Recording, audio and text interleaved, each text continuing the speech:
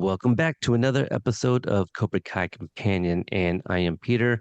We have touched down in Barcelona, and over there on the rival podcast channel is Watch Party. How you doing, sir? We're in Barcelona already. I'm doing good. Yeah, we are at least by the end of this episode, we Hey, are. yeah, we got there. I'm feeling good. No one's gonna die. Not yet. It's all really good. Yeah, well, we just put out our review of 604 not Hmm. too long ago, so there's not a lot of news that has happened since then, other than Ralph Macchio will be receiving his Hollywood star at the what is it, the Walk of I'm Fame, forgetting Walk the of actual Fame. Yeah, Walk the of Walk Fame. of That's what Fame. I Yeah. thought. Yeah, Walk of Fame. So he's getting his star. I didn't read the article, but it said something about November 20th, and people were saying that it will be near Pat's star.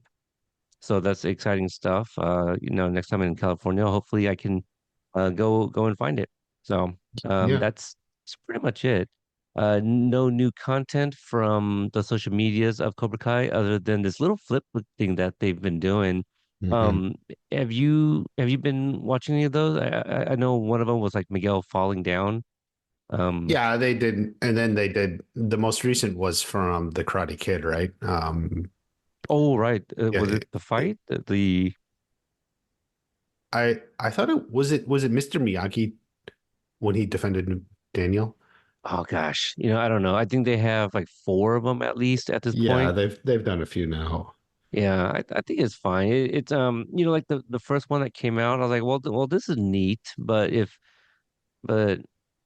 each one, it's like it's the exact same thing, just with a new clip. So With a new if it was, scene. yeah, if it was like something different each time, maybe I'd get a little bit more excited. Yeah. Honestly, like Oh, once I yeah. just I think it was. Oh, it's Johnny and Daniel.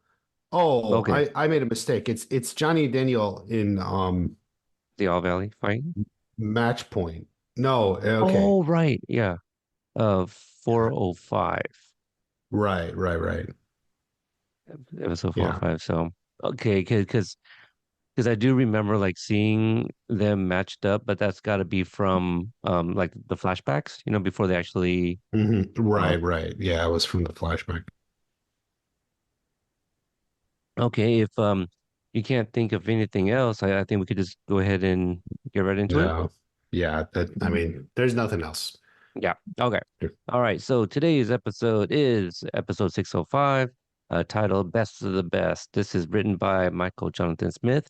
This is his last episode on Cobra Kai.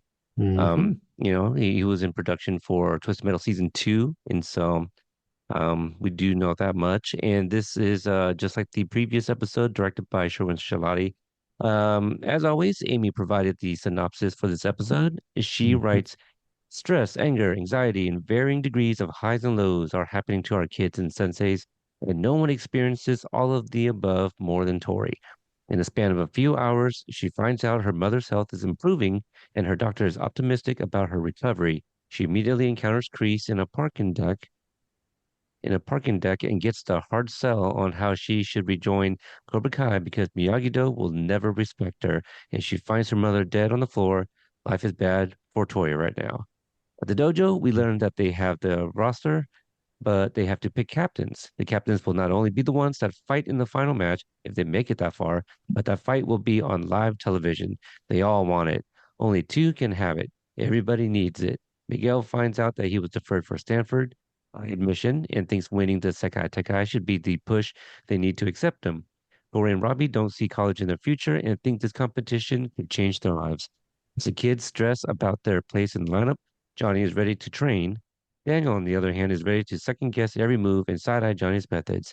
In fairness, hurling glass bottles at children via a pitching machine is a questionable decision. But Daniel's irritation goes beyond that.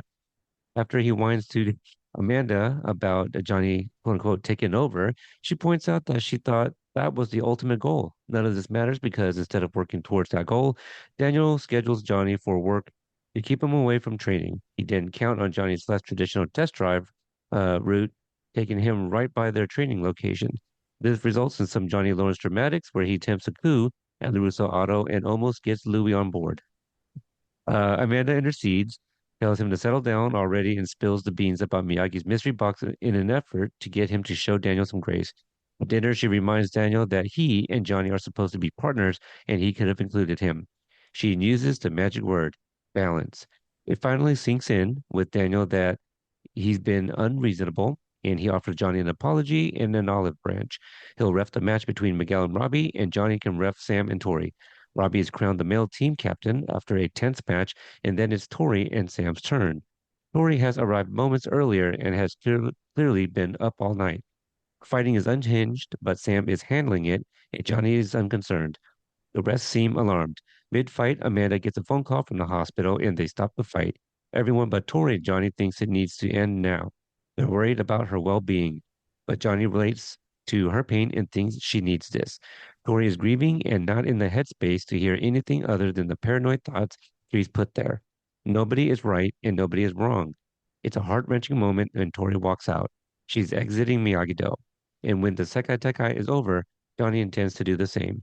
It's not all over yet, though. Sam is crowned female team captain, will take Tori's place. Daniel notices the design on the captain headbands for the first time, and we jump straight to Barcelona, where Miyagi-Do faces the newest version of Cobra Kai. She nails it. I don't know what else there's to talk about, but she really hit all the points. I know at some point the Amy summaries may just be the whole recap. We'll be like, okay, that's it. Uh, Yeah, it really is. I mean, yeah, and she even mentions like some of the emotional parts, with Tori yeah, and stuff yeah. later on. Well, So and that's a big part of it. Yeah. yes, absolutely. So overall thoughts of this episode or initial thoughts, whichever. Oh, it's a doozy. Yeah, a lot happens. A lot of stuff. Ultimately, I think it's like it's one of those things you thought was probably coming for a long time now, like Tori's mom's dying and stuff. This is like we're getting to the point in the show where all that stuff is like you're thinking, is this going to happen? Now it all finally starts happening as we're ultimately moving towards the end of this series. And it definitely shakes it up. It's like he shakes things up, like you have one of those snow globes or something and everything Yeah, settles at the bottom. And then, so it's like, it's a calm that, this is you shook it up and now everything's plopped up again. right. I mean, I haven't heard anyone kind of. I like it. It's perfect. You're right. You shake up the snow globe, and Mhm. the snow just kind of circles around a little bit, and Mhm. everything just kind of falls where they want to land, I guess. Mhm. I thought this episode was extremely emotional, and I wasn't really quite prepared for my like first watch of this. Ooh. Um, yeah, if for those that consume just about every content I put out, you guys have already heard the story. I lost my father the day before the first trailer of part one came out, and so I was not in the right headspace to kind of celebrate with the fandom around that time. And then got the screeners, and I decided for the first time that I would try recording live reactions to me watching these episodes. I haven't yet committed whether I'm going to do that for part two. I'm kind of leaning on yes because it was kind of fun, and Mhm. I got some feedback from people I've never seen leave comments before about it, and so it felt rewarding to kind of share like raw emotions with it. But god damn, man, when Tori finds her mother, like it just brought all the pain back. And in that episode, I had to excuse myself for some moments that I cut out. So yeah, I see Tori in this episode, and I'm even more so rooting for her.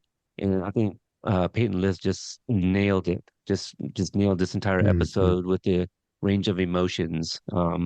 With the so some really nice moments with Robbie early on, her and Robbie, and then from everything with her mother and Kreese and all that stuff at the end. Yeah, wild, wild, and we're gonna get into it. All right, so we open up on Tori, who's at the doctor's office picking up meds for her mother, Grace Nichols. We learn that her cancer is regressing and the spread has stopped. Tamoxifen and doxorubicin, are both used to help treat breast cancer, and these are the things that the doctor is going to be lowering. Tori questions if her mother even needs them. Says she's been walking, laughing, even cooked her and her brother dinner the other night. The doc says she's doing everything right and to keep it up. Anything else on that one? Well, this opening scene here isn't a scene I was expecting because I didn't expect like her mom to be getting better, right? Like we've just Okay, taken it right. she's been sick, even she was in the bed, even as last we saw her in what was that? 509, 509? Yeah. 509, yeah. Mm-hmm. When Sam was over there. So like, you know, I've I had joked even with my own viewers and members that, I've been predicting Tori's mom's death for years now. But the one thing is I didn't expect her to be getting better. Although I also know enough, about drama and writing, that once I get this opening scene of her mom getting better, like, okay, I know instantly where this is going. So, yeah. So to me, it's like, okay, I know where this is going. Hey, look, she's getting better, Yeah, I'm glad I don't have that intuition because I was just Hmm. like, oh, hey, that's great news. Hmm.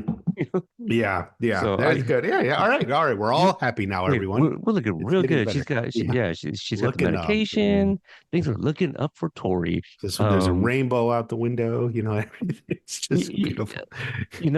I recently saw somebody kind of comment shortly after we dropped um the fourth episode, and I guess some people are still kind of questioning, like, man, why are our characters going through what they're going through in the first part? Like all the fighting, and we Mm, all thought that they were supposed to come together. Like this is by design. So for those that haven't picked up on it yet, they're supposed to be at their lowest going in to part two of season six, and that's how they become underdogs.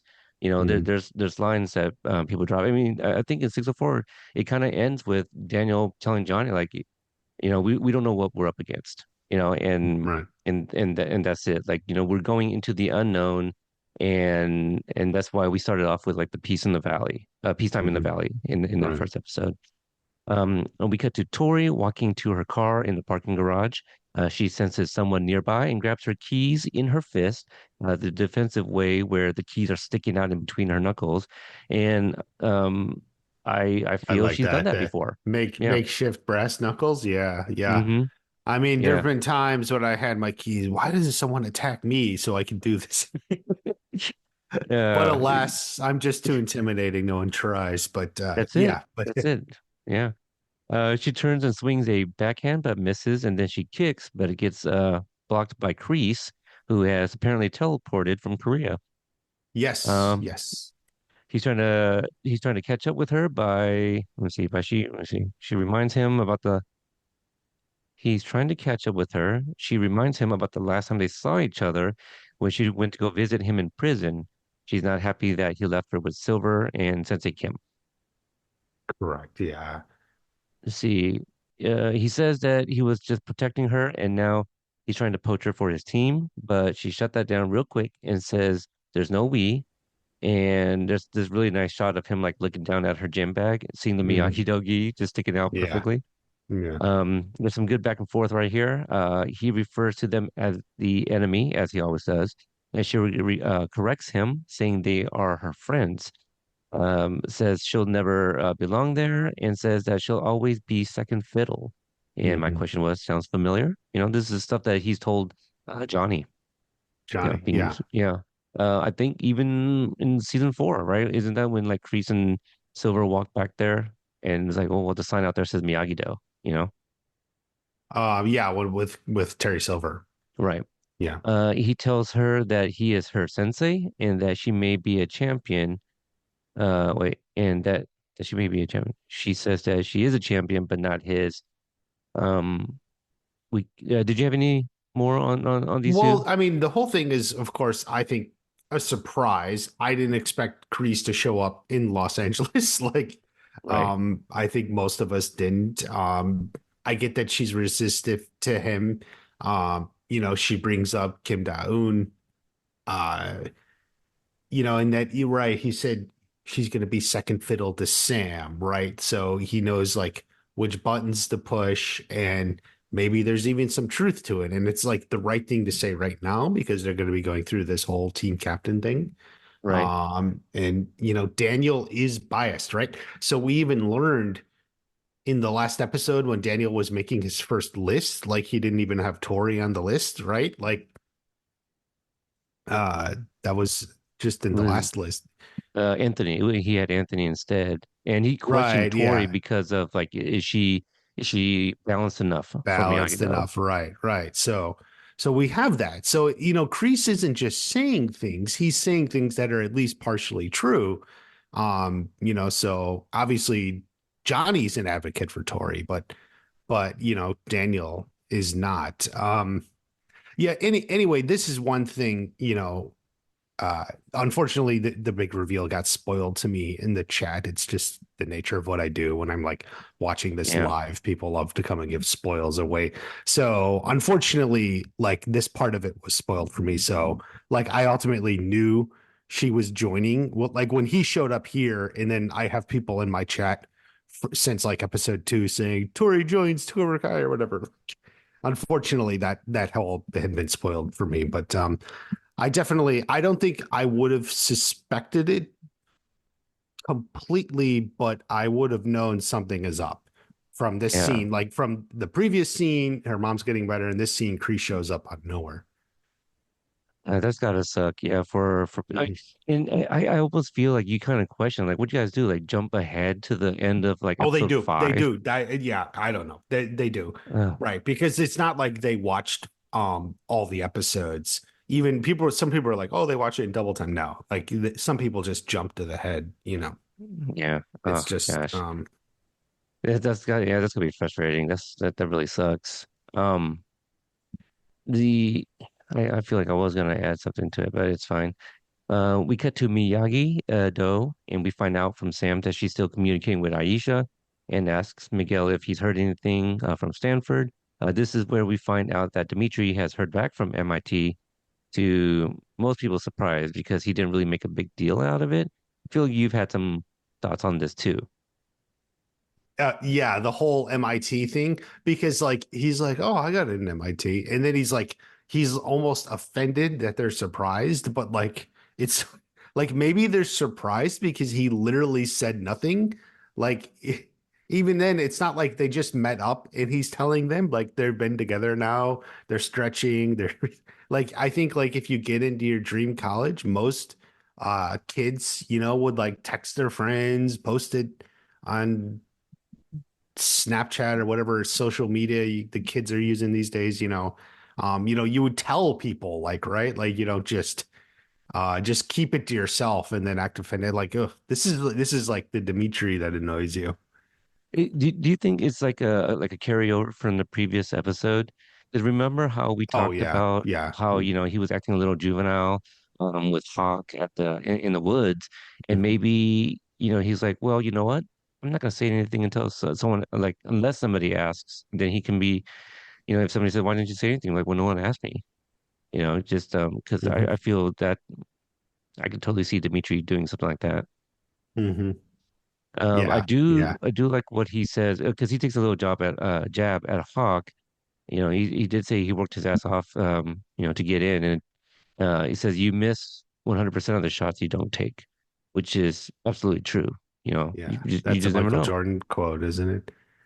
I think that's You, a Jordan quote. I'm not sure. I feel you know a little bit more about the Bulls' history than I do. With the entrance music and all. Yeah, yeah, I do. But I mean, it could be just some basketball player, but for some reason, I thought that was attributed to Jordan, but it could be I any don't of know. Well, them. But Jordan's the goat. The there you go. goat. I had We another Yeah. note. I because Aisha got into UC Santa Cruz, and I was like, I thought Aisha was like smarter and richer than UC Santa Cruz. I'm not Like, familiar with the school. What I is think that? it's like a good school, but I don't think it's Community like adjacent or the something? top. No, but it's I know there's a lot of University of California schools. Like the tops one would be UCLA and UC Berkeley, I'm pretty sure. Like so Santa Cruz would be like a mid-tier school, I think. Um, I mean I'm not really familiar with it, but just knowing that the top schools are like UC Berkeley and UCLA. So it's got to be like a mid-tier. Like, and I'm like, isn't Aisha better than that? Like, so I don't know.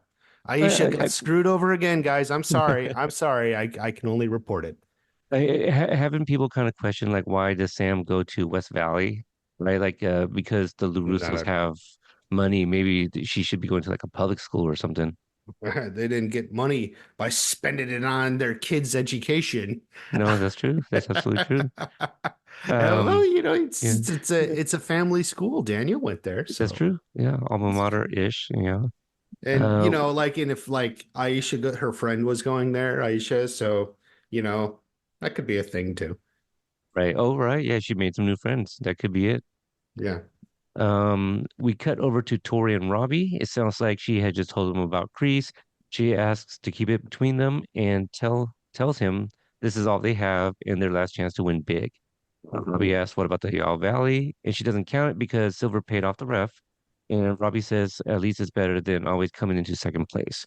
They both share a moment about what it might look like if they both won.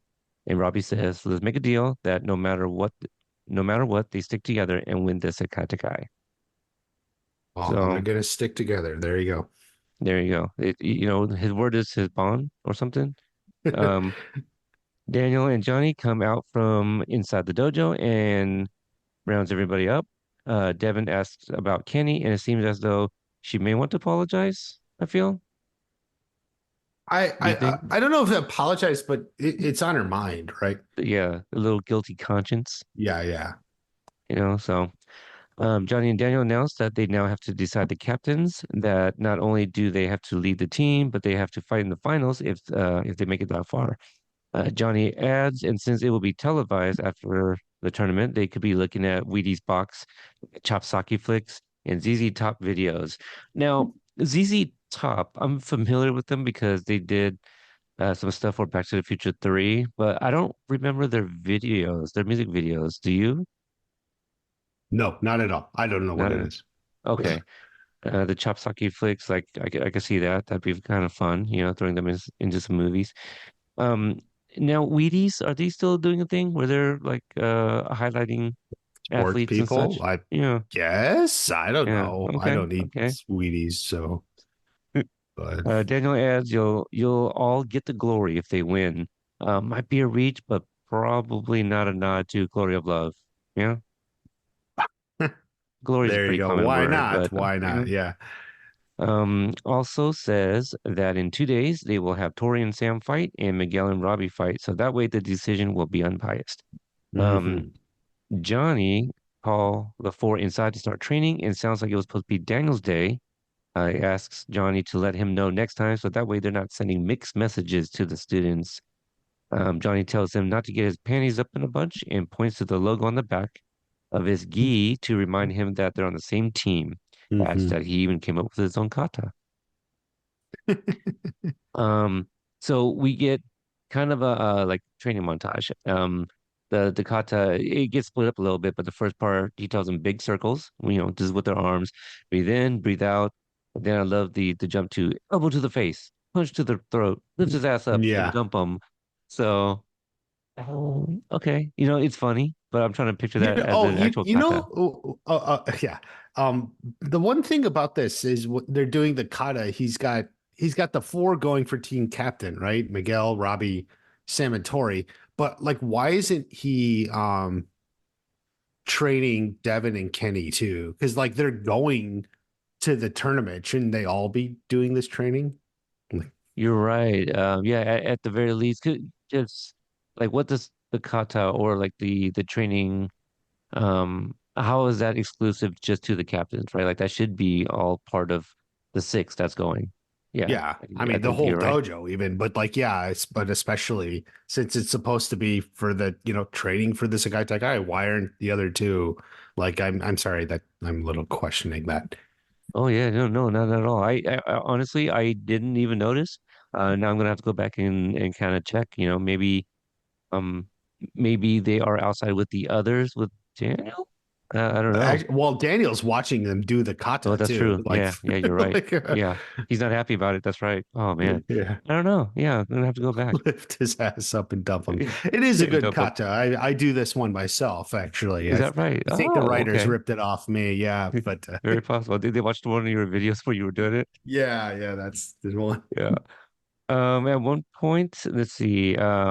Yeah, Amy mentioned it. Johnny uses the Coors Banquet, uses the pitching Mhm. machine, and let me see. I like that, by the way. I like that.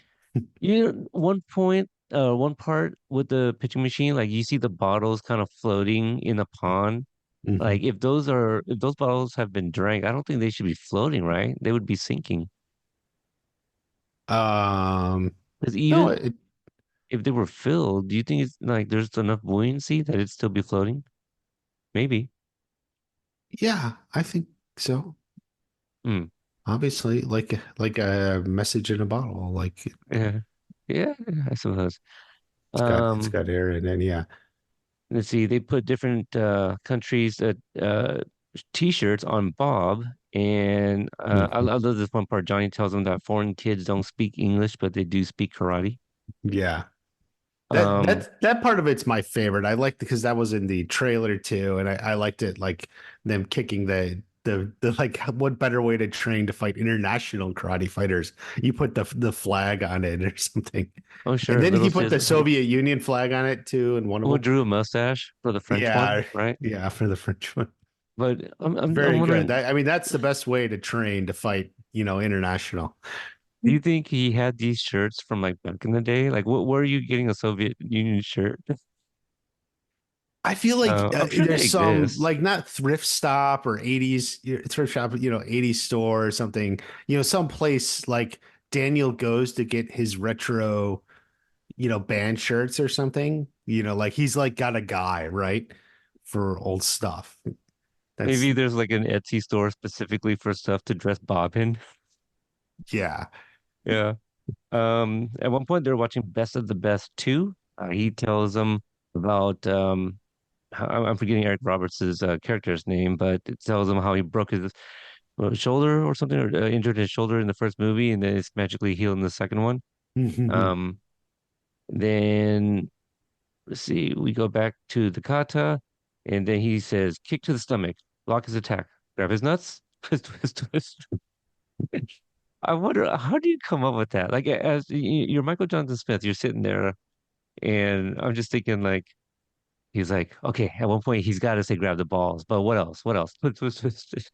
Like when Johnny Yeah. says twist 3 times, I'm thinking of like cranking some sort of fidget spinner, I don't know. Oh, Like crank, crank, crank, like twist, twist, twist. I don't know. That's twist, twist, just twist, spin, spin, what, spin. yeah, Yeah. what I'm kind of picturing. Um, the end, uh, the end of the montage, blocking and dodging the beer bottles, and Sam falls off the balance board in the pond, and Daniel checks in on her, make sure she's okay. We cut to the Russo's kitchen, and as usual, Daniel is complaining to Amanda about Johnny. Amanda questions, "Isn't this where we're heading?" For Johnny to take over once he steps aside and reminds him that he said that the tournament is his karate swan song. Um, Yes, which I questioned back in episode one, I believe. yeah. Um, because That that doesn't make sense. Yeah. if he would actually step away, like no, Right. probably part time. I don't see Johnny taking over like the Miyagi-Do location. Hmm. But they could be partners. But yeah, I don't know about it being his swan song. So, but we'll see. We'll see how it all ends. Daniel continues that Mr. Miyagi would not like this version of Johnny, and Amanda questions, how would he know? And the box comes up again, and Daniel says he doesn't care about the box and knows who Mr. Miyagi was, and that this is not what he would have wanted. And I feel if Mr. Miyagi was still around, um, like a lot of things wouldn't have happened in the previous seasons, but let's just say they did, right? Like Barry Silver coming back and Hmm. all this stuff, all this crap. And now, I don't think he would have even let the dojo get as far as to enter a competition like the Sekata guy. Even if he knew about it or not. Or do you think Um, he would have been on board? I mean, it's hard to tell, what's going on, what's he thinking, if I He's don't just know. holding on to all the things Miyagi told him in the first movie. Exactly. You know, Yeah, maybe Miyagi at some point would soften because it's a healthy way for kids to practice their karate in healthy competition. They're not, they're not getting in fights. Well, I mean, these kids are, but yeah. I suppose that like if a lot of the events from the previous seasons continued to happen the same way with Miyagi around, I could see him probably, like it affecting him as well, and maybe he's having like flashbacks himself to, this is all happening all over again. History is repeating itself. I went through this myself against, rival dojos and such, and now my students they kind of need me, to be there for them, something Mhm. like that. And, Yeah. yeah, I suppose I can still see it. Uh, Amanda apologizes for riling him up, and he apologizes and said he's had a bad day. We got to Johnny, who is saying the complete opposite and says it was a great day at Miyagi-Do to Hmm. Carmen. She thinks everything sounds great, but hopes the upcoming fight doesn't create a rift between Miguel and Robbie. Tells her not See, to worry. Yeah, I think like this is continuing what I was saying yesterday. I think Johnny is the admirable one here. I mean, he's yeah, confident, he's positive about the dojo, he's feeling good about the Sakai Taikai. Daniel is just like I wrote negative Nancy, right? Like just this hmm negative, bad, whatever. Johnny's like hopeful and optimistic, and I think that's where they need to be at this point, right? You got to yeah, start getting on the positive side. And Johnny's the model here. yeah. I agree with that. He tells her not to worry. They're all good, that he's been watching them. And this is when the baby kicks and they have a moment, feeling for the baby. And Johnny says we should bring her to the tournament. Now, do you think that's setting up right for Carmen to possibly uh, be in Barcelona at some point? I think it's possible. Like I never understood that they wouldn't go. Like I kept thinking, like, wouldn't they? Like it's Carmen, obviously between Miguel and Johnny, like, wouldn't she want to be there? I guess they don't have fans. Right. I mean, It's as we've seen, but in like how, even still, yeah, like if it's a karate temple and only the top black belts are admitted, okay, no fans. Well, she would be with them at the hotel and celebrate with them and whatnot, yeah, right? yeah. And how else is Hector de Salazar going to find out that Miguel's his son?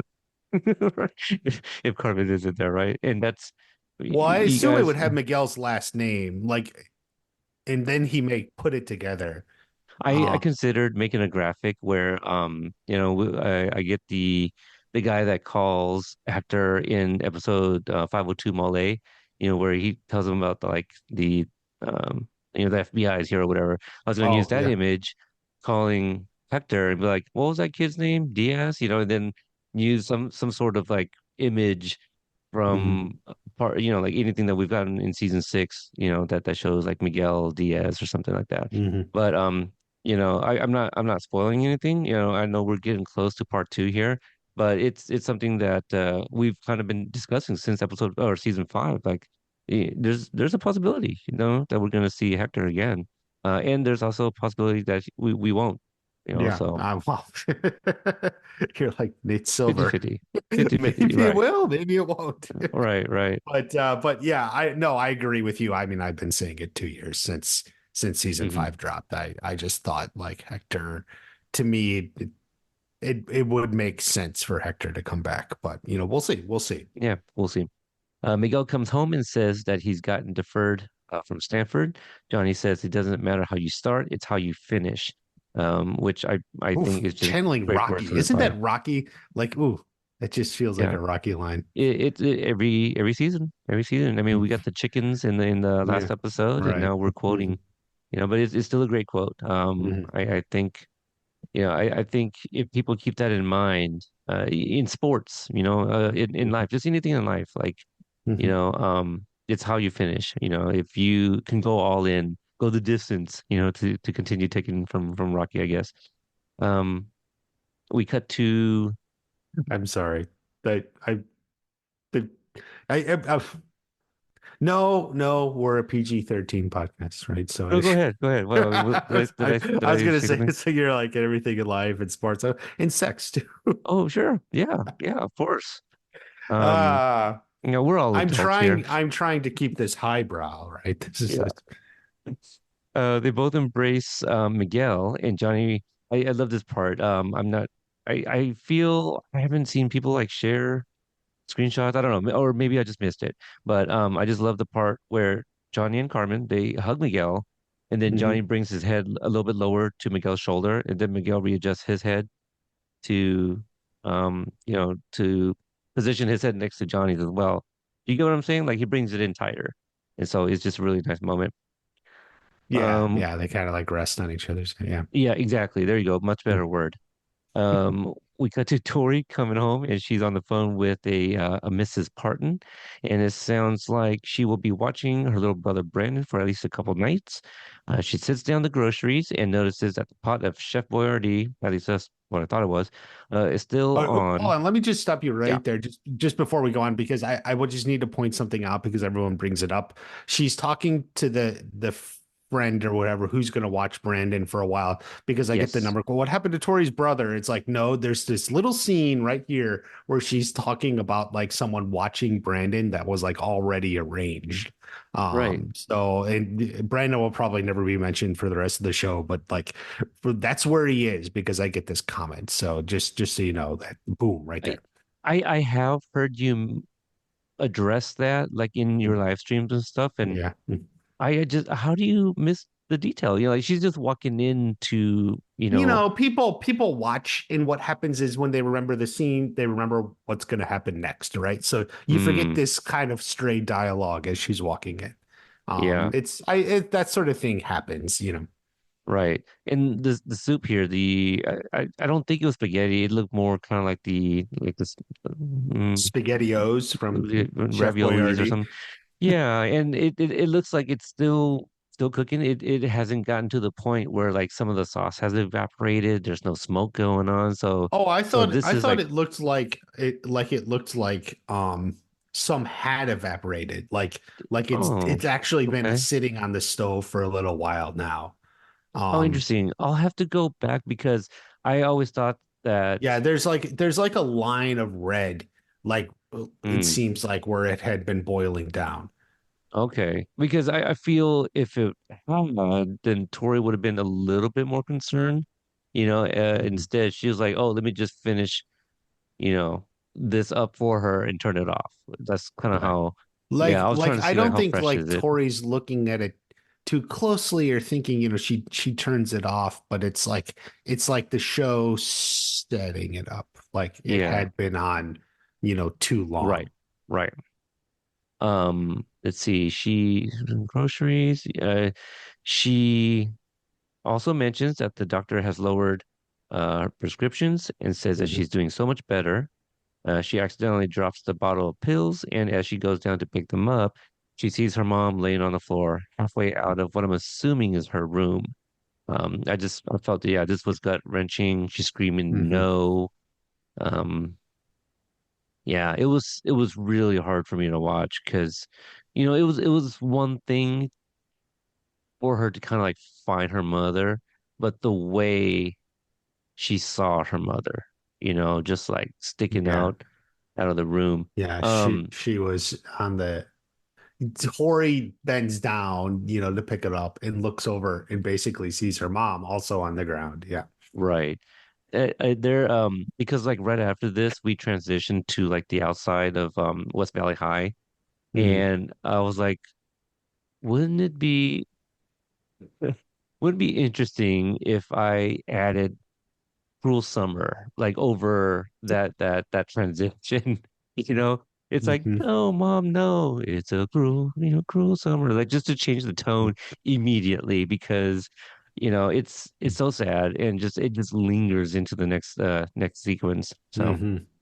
We cut to the next day where Sam and Miguel are having lunch at school. Miguel is updating her on the status with Stanford, and Sam adds her 2 cents and encourages him that the Zacatecas can be the difference because it's international. Might give him more opportunities. Robbie shows up, asks if they've seen Tori, and says they're supposed to train at the park later. Miguel responds that he thought they were all supposed to train at the dojo, and Robbie says that they figured if they were going to fight each other, it would be best to not show each other's moves.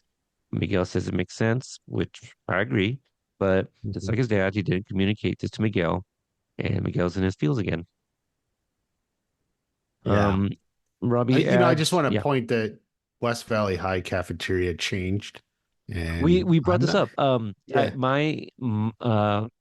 I mentioned that at my high school, the we had two cafeterias, and usually one of the other the second cafeteria, a lot of the classes there are usually your upperclassmen, juniors and seniors have classes in that building. So I can see that possibly being a thing, when we first see like Miguel sitting down with Dimitri and Hawk. That's I yeah, that guess they were I have. sophomores. Yeah, some super big schools have more than one. I guess. Well, I I think. guess if Yeah. it's this is at least a third cafeteria, right? Now that I think about it, because like season three was also different, right? With It was the well, it was different because, but I thought it was kind of intended to be the same, where they had like the round tables and stuff. I think for sure they were shooting in a different spot, yeah, but I thought like they had tried to dress it up so that it kind of seemed the same. yeah. You try your best with what you got. Yeah. Um, Robbie. Robbie adds that he should watch out and that he's going down El Serpiente. Ooh. Obviously he says this like jokingly, just with a smile and that. Mhm. And I don't know how you felt about that, but I think Hawk is like the only one that's ever really called him that, and so I don't know if is that what we're supposed to get, that Miguel feels some type of way that like, oh, this is coming out of Robbie's mouth, like that's to kind of add to like the frustration and the emotion that he's dealing with here with Robbie, Um, or am I over no, I don't think reading anything. I into it? think it's supposed to just show that they're all kind of bonding more. Okay, Um, at yeah. least they're on different pages here, like you Right. know. They're against each other, but not enemies. It's like All right. We cut to LaRusso Auto, and Johnny goes to Daniel to ask him about being put on the test drive schedule. And it sounds pretty routine, but Johnny figured that if it was his day to train, that he shouldn't be working. And I think we all know that Daniel planned all of this so he can have the kids to himself, like Johnny did the yeah, previous since day. it's like the last day of training at all, Right. like it seems like, and if I were the boss, yeah, I would just, even say, why don't we take off early?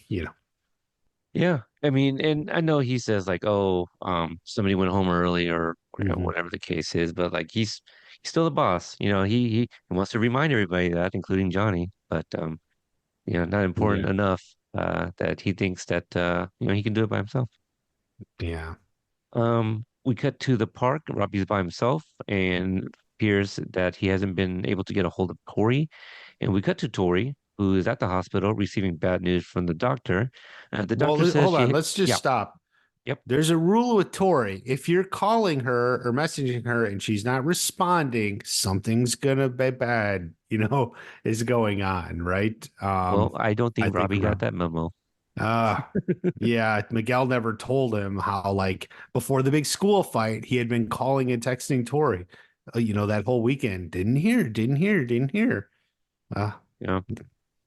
And also, I mean, how did Robbie get to the park? He can easily, unless it was close, but he can easily, take that same mode of transportation to where she lives, maybe, exactly, you know. exactly.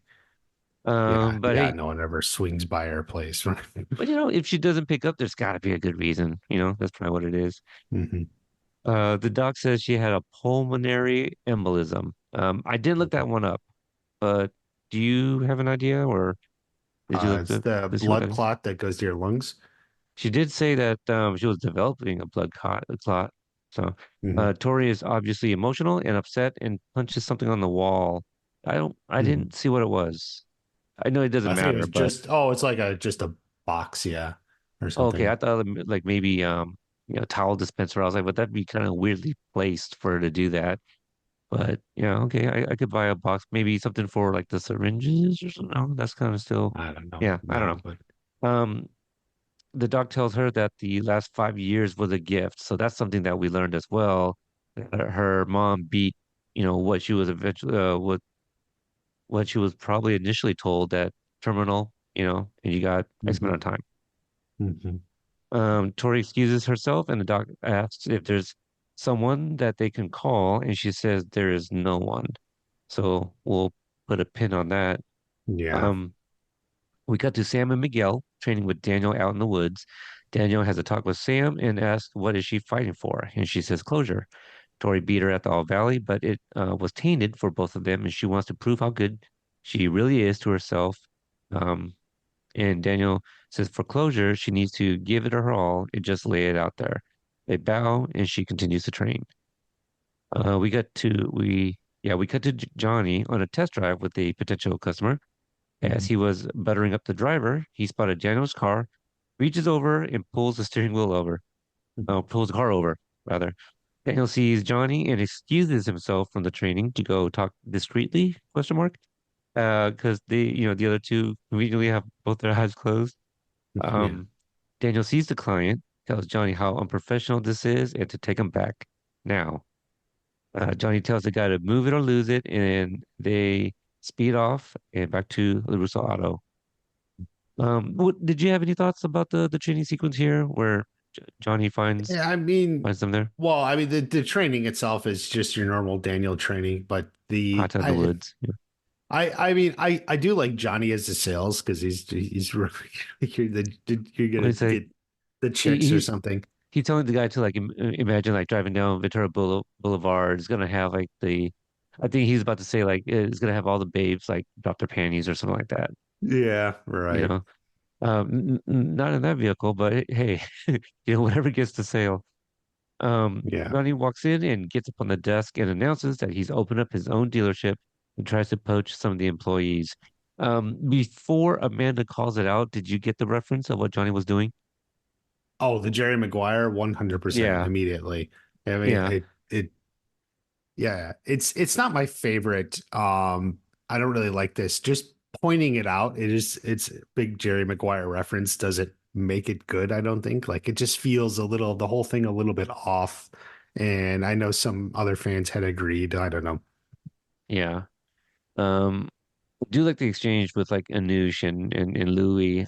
Yeah, I'd like Inushin Louis. So Yeah, what Anush said, like, oh, I'm on an important phone call. okay. Yeah, I know it's got a lot of torque.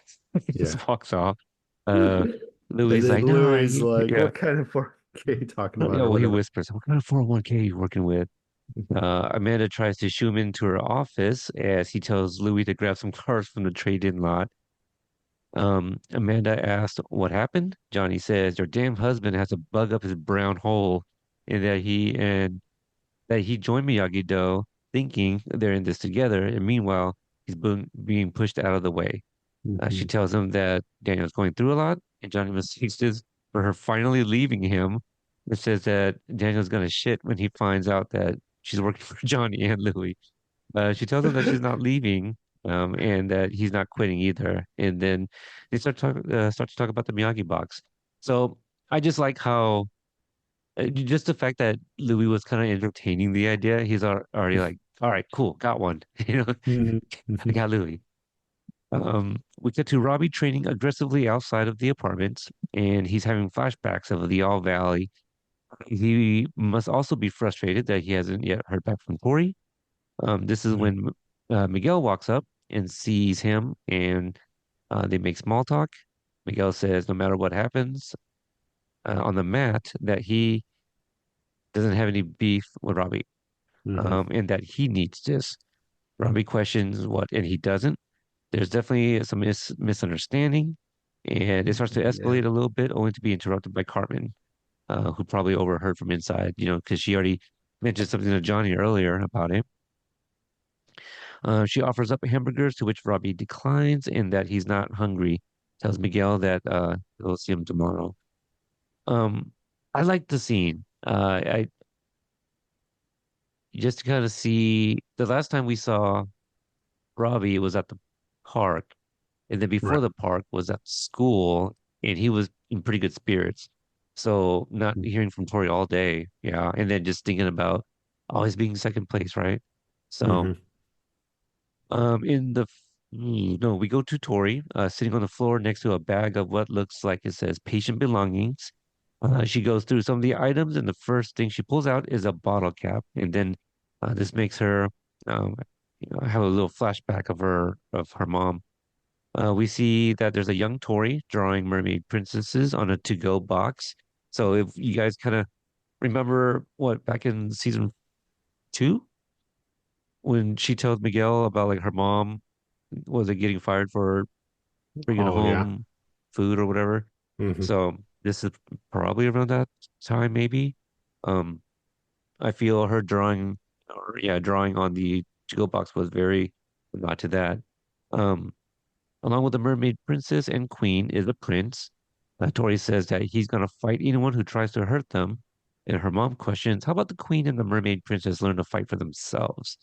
She looks over and sees bruising on her mom's forearm, and her mom tells her that life dealt them a bad hand, but they can change that because they're fighters now. And this is when young Tori picks up the bottle cap and colors on it, gives it to her mom, and says that this is a magic jewel that will protect her.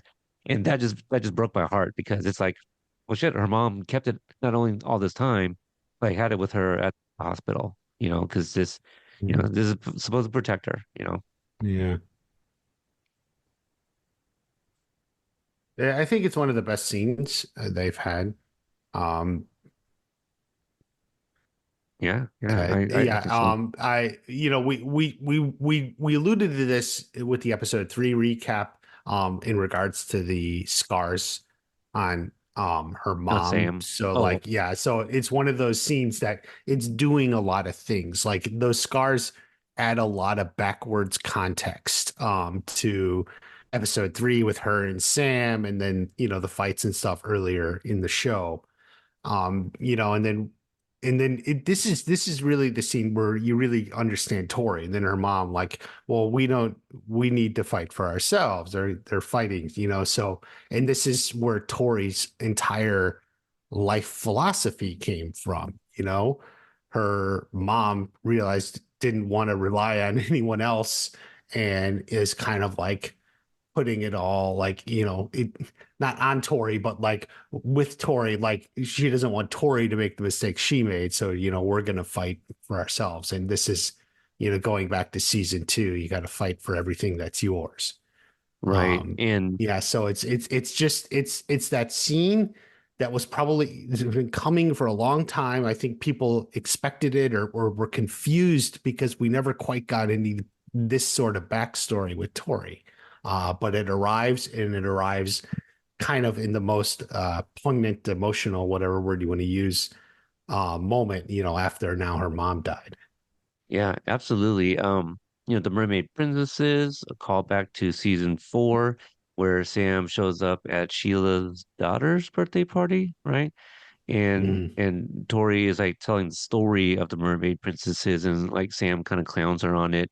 That adds more layers to that scene now, as Mhm. well, because like the Mermaid Princess in that story, um, this is the her history. This is the tie-in with her mom and stuff. So, um, and then the other thing is, her mom mentions, how about they learn to fight for themselves? And I think that's also, if you guys think back to season 2 when we first meet Tori, her background in any sort of fighting was kickboxing. So we knew that she had that.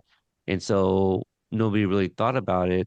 And now this kind of gives us an idea. Maybe her and her mother took up kickboxing together, you know? We look at Oh, modern I day. never Yep. imagined her mom took it too. Yeah.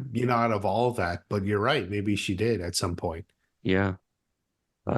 we look at modern day Tori, who is gripping the cap and deep in thought.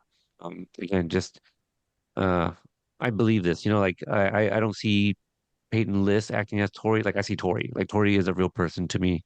Mhm. Even more so in this moment.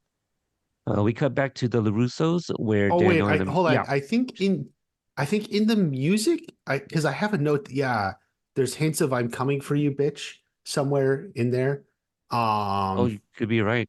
yeah. So I mean, the music secondly, I think really nailed it too. So the whole Well, thing. that would be very fitting for what's to come. I mean, Yeah. now we know that she's going to try even harder to Mhm. win because she's got nothing else at this point. She's got nothing to Yeah. lose. Um, we cut back to LaRusso's where Daniel and Amanda are having wine, and I think Amy mentioned in the synopsis that they were having dinner. I don't know if like they just finished dinner and having wine, but I just remember they were drinking wine. For certain Um, types of drinkers, the mm, wine is the dinner. that is the dinner. Got it. Yeah, it's got Yeah. all your nutrients. Very, very Yeah. balanced nutrients. Hmm. Um, let's see. They're talking about the whole Johnny ordeal, and she Hmm. tells him if there's one thing she knows about Miyagi's karate, it's balance, and that ever since he's found the box that he's been off balance. Daniel Hmm. says he knows, and it's hard enough that having Mr. Miyagi in his life, and that the thing that bothers him now is knowing there was a part of his life he didn't know about. He has a scary feeling deep down in his heart that there's a reason why, and he's afraid to know what it is. And Amanda is again as she always is in a lot of different sequences throughout the seasons is the voice of the audience. She says maybe it's a good thing that you'll never know. That way you can stop worrying about the past and focus on the present. And right now your students need you and Johnny. Yeah. So and like seeing the little bit that we have of like part two, it's like damn it, Daniel, like Amanda should have came with him She should have because went. Yeah, it's so yeah, funny. I was just thinking that. And yeah, now she's not going to Barcelona. It's going to be a right. disaster. Who's Yep. going to provide reason? Exactly. Well, who's gonna tell Amanda? Like, as long as she doesn't know, be good. Um, we cut to the next day at Miyagi-Do. Robbie and Miguel are standing apart and glaring at each other. Johnny walks up to Miguel and tells him just to give it your all. Whether you win or lose, I believe in you. Okay? He then walks over and repeats the exact same thing to Robbie. Did you see that coming when you first watched this scene? I don't know why immediately but like once he goes to the Robbie and starts talking, it's like yeah, I get it. Yeah, for sure. Yeah, because I did go back and listen to my live reaction to this episode, and I said, like as he says that to Miguel, and he's walking to Robbie, I go, "Oh, watch him say the same thing." And I think it's just the Mhm. blocking Yeah. of them, like it just Right. seemed Right. right. Yeah. Mhm. Um, let's see, Daniel. Where did I go? Okay, Daniel calls Johnny over to apologize about the day before, but Johnny tells him, hey, he's the boss and understands he's been dealing with a lot lately. And Daniel suggests that he will ref the boys and Johnny will ref the girls, and they agree that it sounds fair and they shake on it. So, That like is after, Daniel's good idea. yes, yes, it is. And we see them kind of grow apart like early in this episode, and I think a Mhm. lot of fans, this is what also frustrates them, but again, it's by design. Like we're like, okay, Mhm. good. We're about to end Mhm. this episode, and now they're on good terms again. Yeah, they Um, got back. They got back. yeah, They back yeah, up we're back. good. Yeah. Amanda shows up and asks Robbie where's Tori. He says he doesn't know and that he's been calling her and that she should be there. And then, so I didn't take excessive notes on the fight, obviously, but this is Miguel versus Robbie. Miguel scores the first 2 points. Um, I do want to comment though. I do love the fighting. They're both apprehensive at first. Nobody wants to really strike first, but once they Mhm. go in, they're kind of going like maybe 75%. So they're not quite going all in yet. I think they're Mhm. both trying to feel each other out, but. Tori shows up and Robbie scores the next three.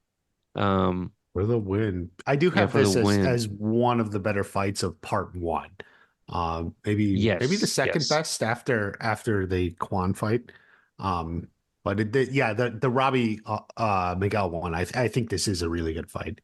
It really is. And like the points, the strikes when they earn the points, like all those are like really good strikes as well. Hmm. Because there's one point where they're like kind of grappling on the ground, and it looks like Miguel is about to kick Robbie and score a point, but Robbie blocks it and does a similar move back, kind of thing. It's a good back and forth, very well choreographed. Hmm. Um, And yeah, Robbie didn't get into it until Tori showed up. Like she was his right. motivation. Yep. And I think that's going to carry into part two. So, put a pin in that as you say that, because like Yeah. it seems like he fights best when he's fighting for his girl. It's almost like Hawk in season 4. Oh, yeah. Yeah, a little bit. There was one point when Devin, is kind of giving Tori like the update, on the points. Um, and Amanda also takes notice at one point as well, and nobody really takes her out, like off to the side to kind of see what's going on. They see something's wrong, but nobody really says anything. Hmm. Um, after Robbie scored, nope, already said that. Yeah. After okay, so again, yeah, I already said Robbie scored his 3 points, but after the second point, Sam runs over to the mat to tell Miguel that no matter what happens, everything is going to be okay. And Miguel is very adamant that he needs this. And after Robbie wins, he says no hard feelings. And you see Johnny too. Like it's almost kind of I don't know how to read it. Like, is it supposed to be kind of comical? Because like Johnny's kind of like, "Good job, Robbie. Sorry, Miguel." Like it's just um, I don't know. What did you have any thoughts on that when Johnny's response Um, is both his boys? So like, what else do you yeah, I say? don't really It have any. sucks. Yeah, I mean, it's just, yeah. Yeah. Okay, so now we go to Sam versus Tori. Sam goes to Tori after they bow for a fist bump. And this triggers all of the emotions for Tori. The balled up fist reminds her of when she finds Um, her mother. let's stop right there because we Yep, didn't actually discuss it. Because there's a popular theory that Kreese killed Tori's mom. I'm in that group. You're in that? I am not. Yeah, I I think subscribe to it's that. Yes. okay. But the whole like fist fighter thing. But okay, so I'm not into it, but yeah, that because part of the theory is that fist was um because she was being attacked or something or other. But Yeah, uh right. I just feel like so you think Chris has zero to do with what happened with her mom? I do. Yeah, Okay. I think it was just a coincidence and and I think the thing about the fist is specifically because that's the big sided thing is like the fist is because they're fighters, right? That whole scene is about them being fighters. The flashback is about them, we're gonna be the fighters. We don't need the prince to protect us. So and that's what triggers all those emotions in Tori. And then obviously in this moment it brings the flashback to it. Right. This moment here with Sam, the flashback is because they're fighters, and she remembers this with her mom, and it's not because Kreese was attacking her mom and she was defending herself. So, Yeah, I wouldn't say attacked her mom, mhm, but I do feel that he was present because, okay, so obviously I'm not a doctor and I don't tend to know anything medical, but I, I'm trying to picture what was her mom doing when she was making the Chef Boyardee, right? That's kind of what we're calling it. mhm. Let's say that she goes to whatever room that is. I don't think it was like a heart attack, right? Like how did she end up that way? Was she Pulmonary walking embolism. and I guess I how does don't that affect exactly know people? what you feel. I don't know the Yeah, specifics of what you feel when probably something in your chest or it was, in your lungs, difficulty breathing. Maybe she was yeah. trying to go lay down or something. She could because when I think I listen to a lot of true crime, and so when um they discuss how people are found, and things like this, balled up fist, like I feel like why was her fist balled up as she's taking like her last moments as she falls? So I thought Just that it was because like, she's not going to go easily to yeah, anything. She's a fighter. Like, I mean, I think it's as much for us the symbolism rather than the literal. What is she swinging at? yeah. Yeah, I don't know. Like, yeah, it's a tough. It's definitely split. And I do like that we're both on opposite ends of this too. Mhm. Um, yeah, because you can read it either way. It's definitely. I think this is again, by design, by them all. And I will just Uh, point out something. yeah, Greece may show no mercy or something. Tori's mom did not confront her here on the street or in competition. right, Tori's mom did not confront him anywhere. So Tori's mom is not the enemy. She does not deserve no mercy. right. So how does he know where to find her? At the parking garage you're referring to? Yeah, because like he knows where she lives, Well, and this if is the same way he got on a plane to Los Angeles, I'm sure Scotty beamed He's him up, former special teleported. forces. He's tracking, Yeah. he may have known where Tori's doctor was just through conversation at some point with Tori. So he may have known like that's where she goes like once a week Hmm. to get the medication or update or whatever. Okay. Let's see. Tori comes out comes out aggressive, but Sam is able to score the first point. After several strikes, Tori was able to score a point, but also gets one more kick in afterwards. And I Mhm. think by doing so, was she supposed to lose a point? Because Daniel, like, he comments to Johnny, and who waves him off and says that he's got it handled.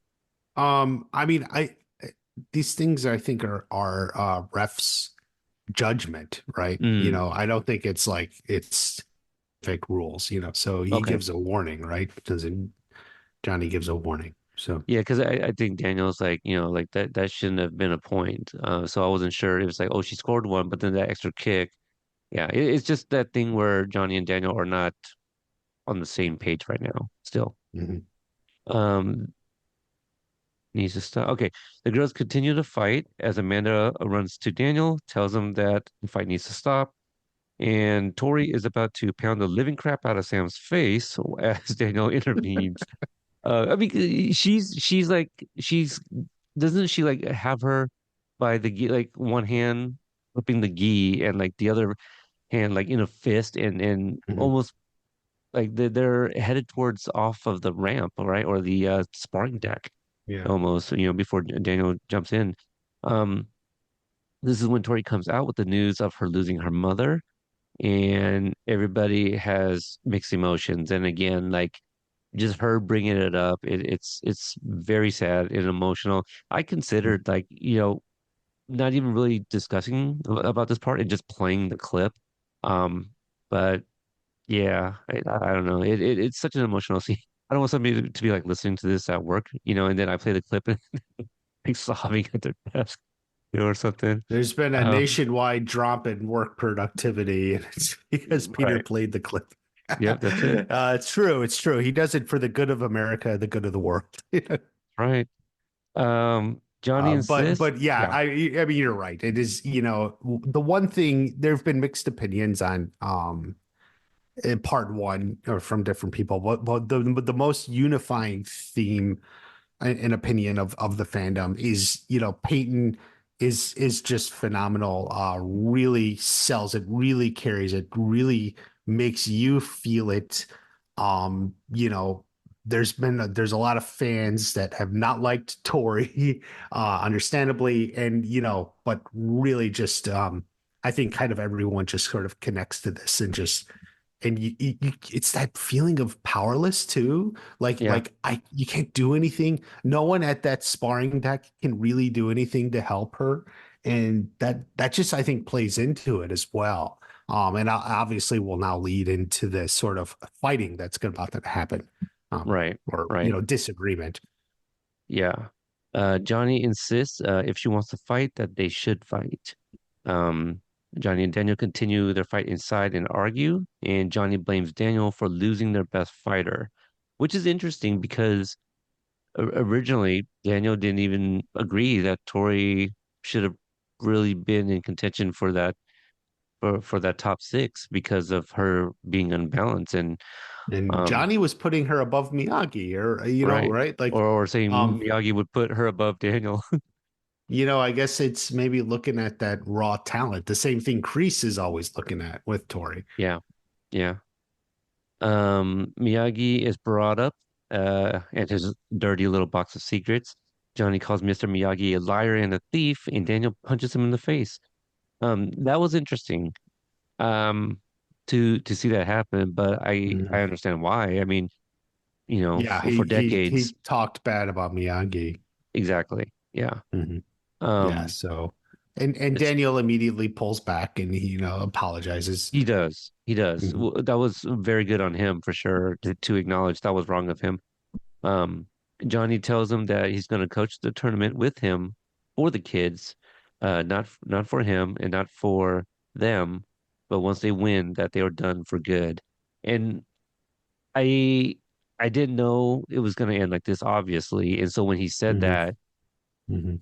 I was I'm most certain that the show's gonna end happy because I don't think it's that type of show where one of them is gonna die or something. But even I was just like, shit, that's not even fighting words. That's he's calling it quits, after this is Yeah, all over. yeah, So yeah, it yeah. just hits a little bit differently. I mean, this I think is maybe the least liked scene in part one. I feel like just a Oh, lot of fans felt like oh, it's okay, just yeah, Johnny and Daniel like uh fighting again, and they're back, and we expected the annoyance of each other and stepping on each other's nerves or something. We all expected that because that will always be there. But we didn't expect um the fighting to the point where Johnny's like, well, that's it, I'm done. yeah, Um, and I think that's what surprised me the most. Not Daniel punching Johnny, because that, like, you understand, Johnny was talking bad about Miyagi. Daniel just lost it. And then through that, but like Johnny then saying, well, that's it, we'll go through the tournament, I'm done. That there is the line that like took me by surprise. I'm like, really? Done? Didn't we do this before? And it felt right. a little bit frustrating and Season like, four. what's going on? Yeah, exactly. I mean, and it felt like, come on. I will note when Hayden was like in the chat in my stream, I asked Hayden about that, and Hayden said, see, they would never do the same thing twice. And Hayden saying in season four, they fight. Johnny just picked up and left. Like, that's it. I'll even figure out what I'm going to do later. But I'm leaving now. And so Hayden is claiming it's different from season four because Johnny's willing to go through with the tournament, but he's going to leave after the tournament. Ultimately, Yeah, I disagree with Hayden. I don't think that's a big enough distinction. And I don't think really any fan out there watching this, you don't emotionally say, this is very different from so season different, four, where he so just walked different. away. This Yeah, is yeah, I different but remember, same. remember. Yeah, remember in 405, he just walked away and said, we're leaving. This time he said, I'm going to do the tournament, and then we're going to, like, no, no, like, fans aren't thinking that. They're not, it's an emotional thing. It just, it, it's not different. It feels like the same thing over again. Right, And right. maybe they were sitting in the writers' room and thinking about this nuanced detail where Johnny's like, "Well, I'm definitely going to still go through the tournament with you," but I don't think the fans felt that watching it. No, I agree. I agree. They go back outside to address the rest of the dojo and says that now Tori has left, Hawk would be taking her place. The winning captains are presented with their headbands, and as Daniel is putting Sam's Isn't on, this is the next day though? Isn't it? no, I thought it was right after. I always thought this was like the next day because they kind of like regrouped and figured out what they were going to do. I guess it could be right after. I'll be honest, I for some reason in my head it was always the next day, but That's um interesting because I just felt that if it was the next day, it was just kind of like That's it would because feel like like they were all a weird calmed reset. down and stuff. Like that was the thing. I don't know, but Yeah. I guess it could be the same time. But I guess I could almost kind of see what you mean, like the way the headbands were also like, oh, like it almost feels like they just arrived or something, yeah, they're and there to maybe that could present, be and it. and they talked it over. They agreed on Hawk, which probably was an easy decision, but like, and like they had the plan to go forward, right? Like I don't see them making that plan just after the fight they just had, right? Inside the dojo. Hmm. Like they needed a little time to All wind right. down. Oh, that's interesting. Yeah, man, I need to go back and watch that part again. Um, let's see. Daniel sees. Oh, okay. So Daniel is putting Sam's headband on, and he thinks, "Wait a tick, that looks familiar." He runs inside, pulls out Miyagi's box, and sees that Miyagi has a captain's headband inside there, and it's bloodstained. And Ooh. questions Mr. Miyagi fought in the Sekai Tekai. So, what do you, if you recall, what were you thinking at this moment? Because we didn't see the headband earlier on, when Dan was rummaging through the box. This is obviously new to us. Because even I was just like, wait, what's he looking at? The I headband? think no, there is a shot, an angle you see the headband when he opens it. It's in there somewhere because I Okay, saw it. But yeah, it's way like just in the corner. You would never notice it or know what it is. okay. Um, we got But a it, yeah, and as far as Miyagi, like in the Sekai Tekai, I mean, there's different theories. Like, what did Miyagi fight himself? Was he like a sensei? Like, and like it's the headband of one of his students. Um, I mean, I tend to think Miyagi fought himself. I think that just makes the most sense. Presumably as an adult, not, young. right. Um, A competitor himself as like the student, right, or whatever. right. Um, I guess we could kind of talk about like yeah, what we think this is about. Uh, yeah, the I don't know. I think one of my early speculations was maybe I guess I would be putting Miyagi as a sensei in this scenario, but even I was like, oh man, that's a little too on the nose if that belonged to Miyagi.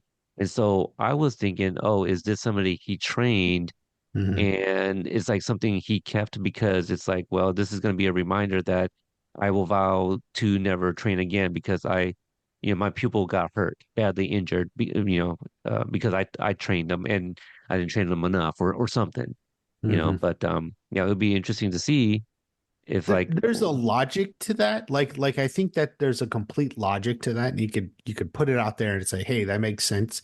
uh, Um, Considering we're likely, hopefully, maybe getting a Miyagi series, a flashback. I think just Miyagi himself as the competitor just adds more immediacy. that makes Makes it sense. more, yeah, about Yeah, him yeah, yeah. I rather than forgot his yeah. student, right? So it's about him. I forget if there's a spinoff because if there is one and he's a sensei, like that's not fun. Right, Yeah, right. I we're mean, we're, we're we're gonna see we're this, looking for him, right? Yeah. right? Because that's what makes Daniel special, right? Like this Mhm. relationship with Daniel and Right. Miyagi in the first Karate Kid movie. If we're introduced to another student and he's already a sensei, that doesn't necessarily change what we think about him and Daniel, Mhm. but now it's like, well, Daniel's not the first, I guess. Mhm. You know. Um, Okay, so we got a plane landing and got a bunch of different shots from all around Barcelona. We got various dojos from all around the world arriving at the Sekai Tekai. We see the stage, the digital scoreboard, banners, and wait, who the hell is that? It's Team Korea in their tournament competition gis with the new logo. What'd you think about But these still, gis? it's new, but it kind of looks familiar. It looks a little familiar. Different Yeah. colors as well. Yeah. Different faces. At this point, at least different faces, but Hmm. something very recognizable to both of our senseis here. Yeah, definitely looks sharp, looks really good. Um, I will say one thing about this, like reveal, obviously it's a surprise, but like I kind of question, like, don't they get a list of all the dojos competing before they go? Like, is it you just show up and hey, who's going to be there? Who else is there? I don't know.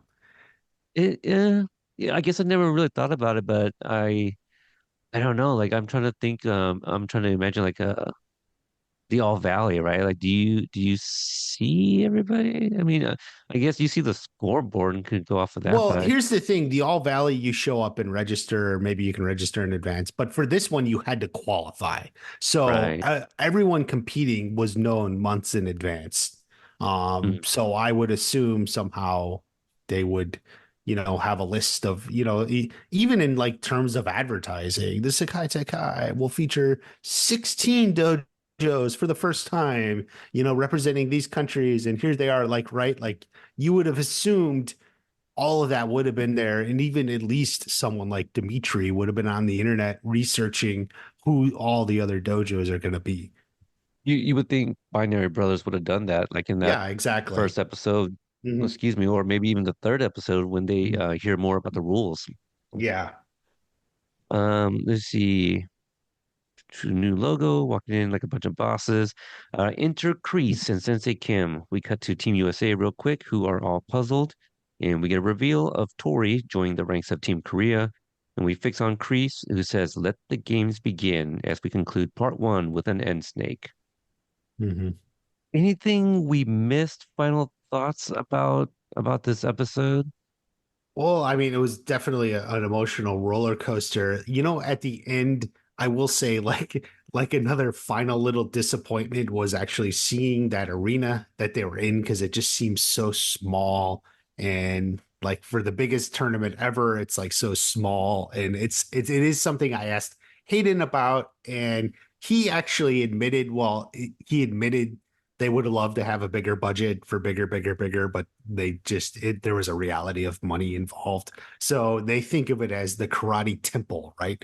Only the best of the best enter. So that's their explanation for kind of the smallness of it. Yeah, But otherwise the climactic ending. Another thing, Tori showing up is a big surprise. And I feel like there's a logic gap. Or it's just something because it's like, did no one call her? Did no one check on her? Like, how did she get to Korea? Um, without anyone even like knowing, like when didn't Robbie go look up on her, check in on her? And right. Yeah, yeah, it's kind of like the show just kind of looks the other way about these sorts of things in order to save the surprise at the end, which like I get it, but I feel like they did the same thing in season two when Tori showed up for the fight. Like it just kind of like, whoa, like no one checked up on her. So that's kind of like an unfortunate moment. Hayden did say, I asked about that one too, and he's like, yeah, you can assume like Robbie went looking for her, but he could never find her before they left for Barcelona. Um, right. Maybe and he then did finally show up at the apartment and nobody's answering the door. So like, what do you yeah, do at that because point? You got yeah, to go, she had left and her brother was with the friend. So yeah, so she was gone. Obviously she found Crease somewhere. Um, she turned on the bat signal, the tree signal. the Crease signal. It's like a punch. It's like a Yeah. fist or something. uh, Yeah, I didn't think about that, but you're right. We got some of those other things you were questioning. Where did she go? Are we gonna see yeah, her with a different dojo? So you have to kind of forget her for a little bit. You know, right. I can see that. Um, anything else? Character dynamics, Juan looked pairings. badass. Yeah, he did. Keys are That sharp. hair, Yeah. the anime Yeah. hair. That hair. Everyone loves that hair, man. Yeah, he Should needs we something, maybe right? his nickname? Yeah, it's. I was gonna say we'll call him the hair, but that almost seems sacrilegious in a show with Hawk. Right? Yeah. call him the hair, but Johnny and Daniel have some great hair themselves. Yeah. they do. Yeah. Um, all right. So I solicited feedback in the Facebook group as I usually do, and we got some good comments in here for sure. All right. Let's see. The first one comes from Mike P. He says, even though Miguel, Robbie, and Sam and Tori were now all on the same side, the show did a good job of giving purpose to their respective captains' fights Mhm. and therefore making them interesting to watch. I'd even say that this was my favorite fight between Miguel and Robbie. And we kind of touched on that too. Kind of Yeah. agreed. Yeah. I mean, Agreed.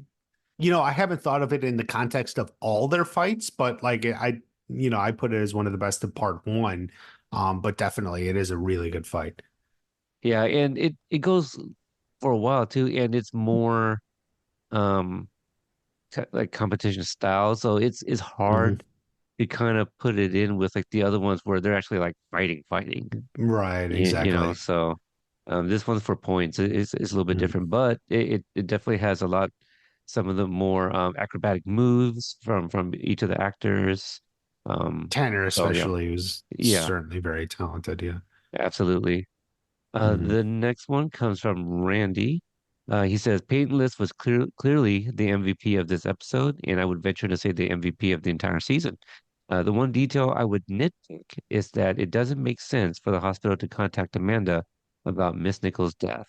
So let's talk about that because I know that is something that gets brought up often, especially when part one first dropped, because Mhm. that was a big thing. It's just like why is Amanda getting a call?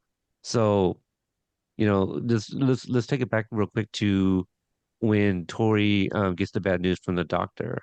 She's like, "Is there anyone I can Anyone call?" else? Tori says, Yeah. "Yeah, there's no one."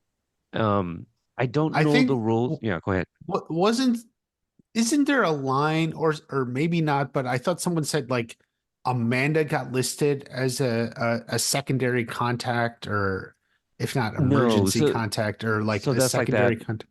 It's that Mandela effect thing that we've been having like all part one. Where what was it in the last episode that I said?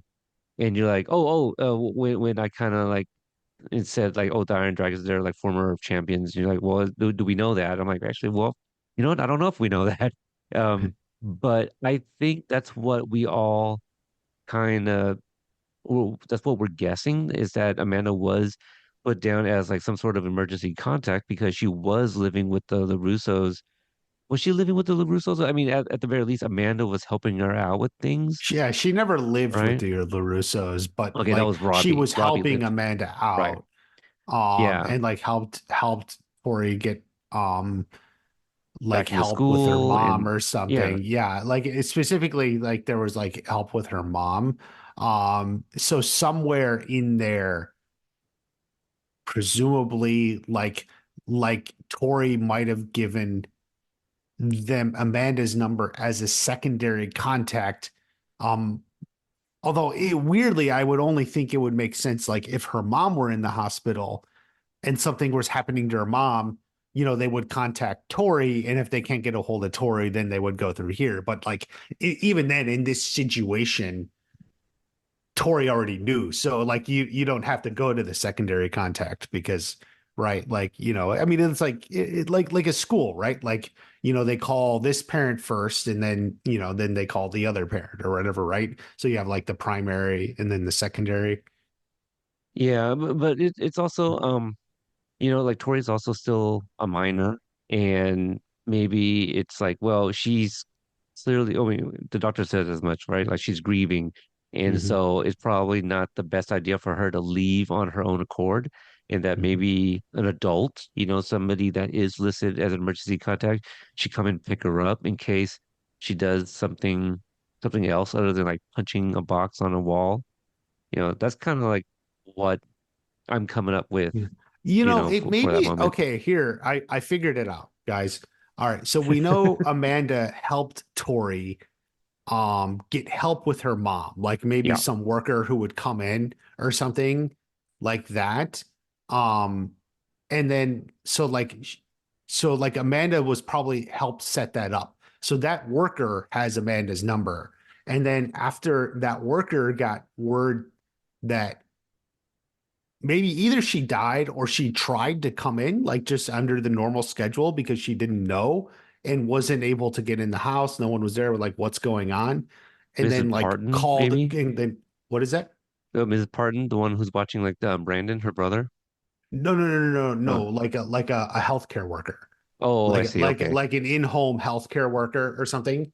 Yeah, yeah, yeah. That to help with the mom. So like this worker was coming, couldn't get in and couldn't get a hold of Tori, so was like calling Amanda, and that worker had like Amanda's number, Well, that worker now knows that she died, so maybe is calling to say like, should we close out the whatever, presumably, and is calling Amanda because Amanda was actually maybe the one paying for it, the one who signed off on it or whatever, something like that. Yeah, yeah. Because if her mom was like bedridden all this time, they need to get a hold of Tori and cannot. They need to get a hold of somebody at least.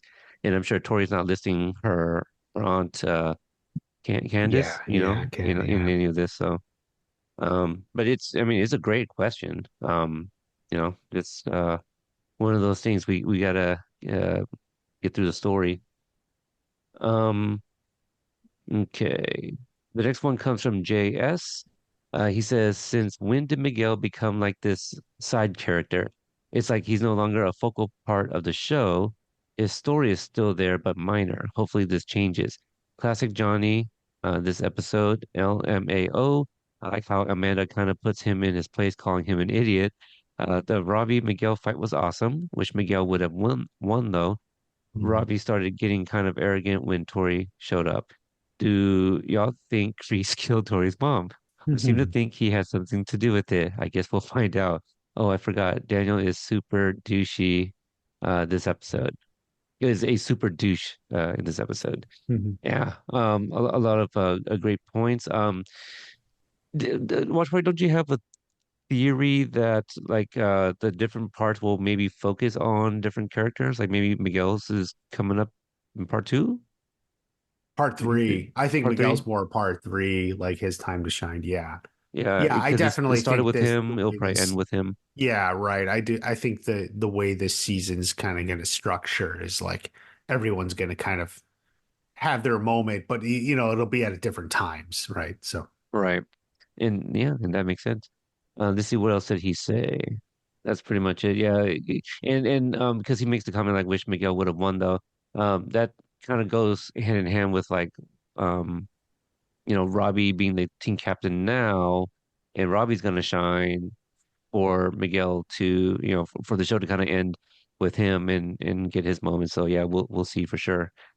All right, the next one comes from Sarah L. She says, how the hell are the sensei supposed to lead their students to victory against the world when they can barely stay on good terms with each other?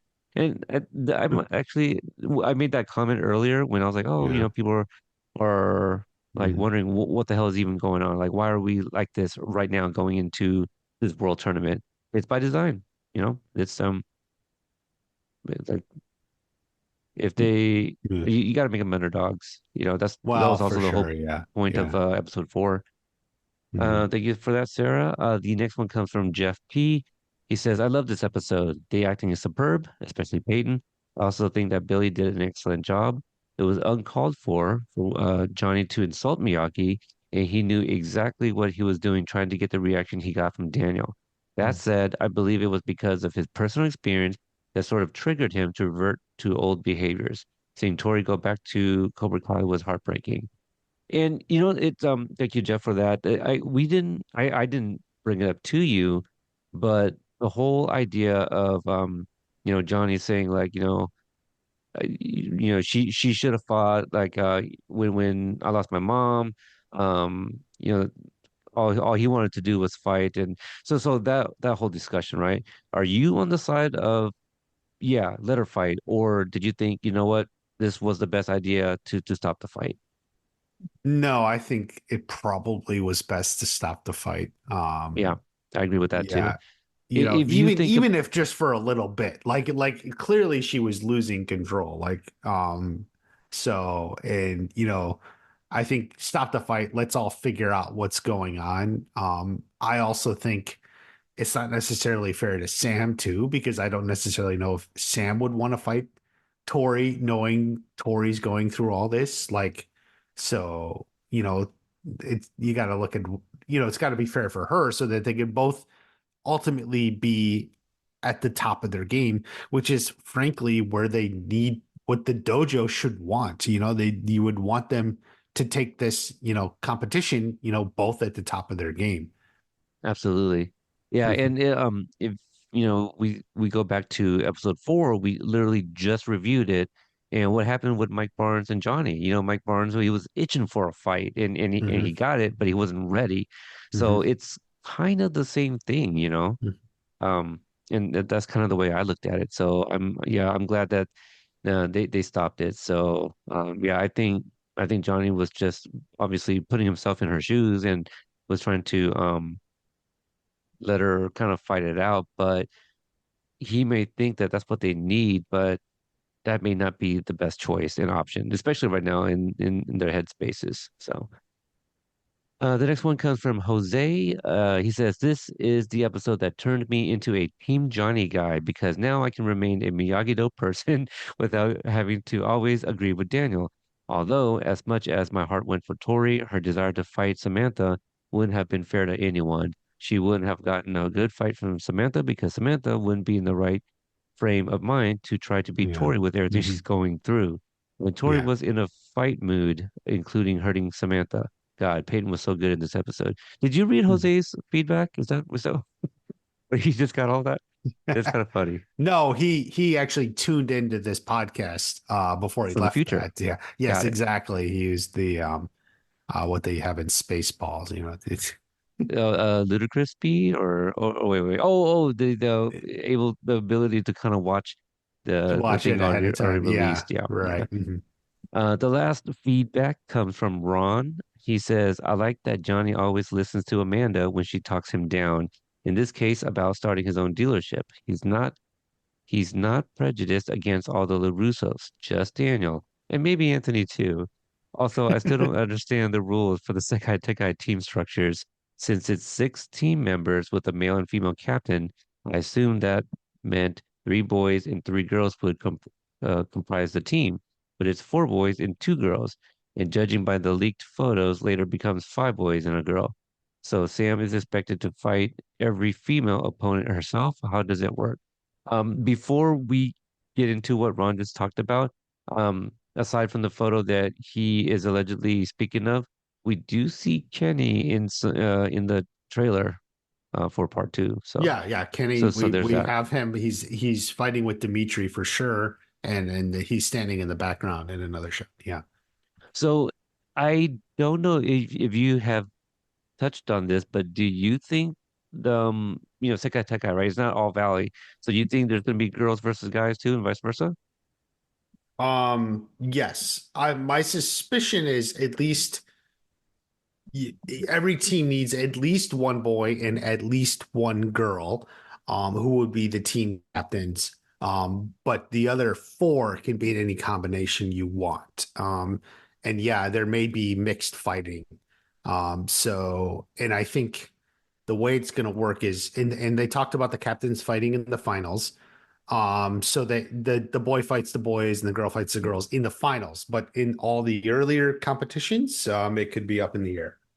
Yeah, it's tough because like remember the comments they emphasize, if you make it that far, well, what if Sam is the only female on her team and doesn't make it that far? Do they not forfeit, but like I guess they No, just no. I mean, if the dojo doesn't make it to the final round where the oh team the captain dojo. fights, yeah, and remember it's as the dojo. So then neither of them fight. Um, so I don't know how far or how many are eliminated, but the dojo has to make it to that last round for the team Got it. captains to fight. Okay, And I in misunderstood the regards to what language. he said, yeah, I will remind him Devin is there too. So they do technically have two girls. So like it's not going to be Sam fighting all the girls. Um, Right. Yeah, I guess we don't. in the preliminary rounds, in the preliminary rounds. Yeah, So yeah. if they get to the final rounds where it's the captain fights, yes, then it's all Sam. But in the preliminary rounds, even if there could be a girl competition, but they could use Devin. Right. Absolutely. And yeah, that's all of the feedback and concludes our part one episode reviews. So yeah, hey, two in 1 week, huh? That's pretty wild. But we needed to get it done fast. Mhm. And then that way I can start prepping for part two content. So Watch Party, you just released a video. I'm forgetting what it was. Um, Silver. Terry's a video Ah, on Terry so Silver. I haven't watched it yet. Yeah, do you want to kind of tease that Terry Silver video or Listen, man, just people have been talking about Terry Silver since season five. Well, actually before that, but what is he coming back? What's he going? There's all sorts of rumors. Are there leaks? Um, I think maybe he could show up in part two, and I kind of explain the logic and reasoning, how it happened, why he's there, what he's doing. So yeah, there we go. Yeah, so thank you for the reminder. I know I think you shared it earlier today, actually, the time of this recording, and I was right, like, "Ah, I right. don't Yeah. have time to watch it now." And I remembered that I need to at least ask you like about the new video you just dropped. So all right. So for me, again, I probably will not be participating in any new episodes for content coming out, if there is any, leading up to part two's drop.